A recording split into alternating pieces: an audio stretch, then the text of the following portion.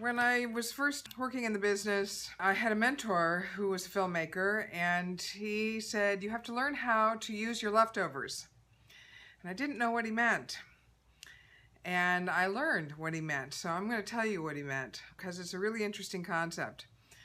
How do I do this as a filmmaker, as a director? Well, you do it when you're editing. First of all, I pre-do it by, I always allow the camera to roll a little bit before I say action, and I always allow the camera to roll a little bit before I say cut.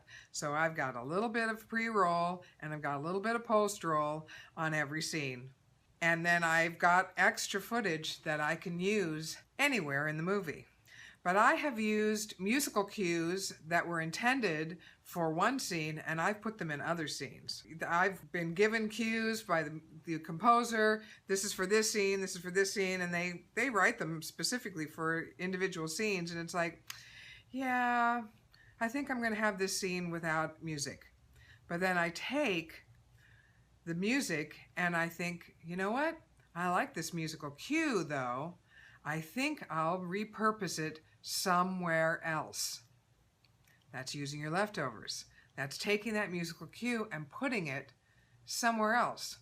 That's taking a reaction shot. That's taking a static shot, an establishing shot, a cutaway, an insert shot, and using it somewhere else.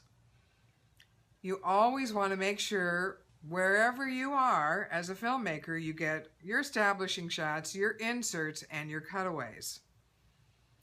Because even if you don't use them in that scene, you never know where you might use them. They may be considered leftovers for that scene, but you might use them somewhere else. And in fact, I have used things that were intended for one movie in a different movie. I have. Musical cues, special effects shots, that's using your leftovers.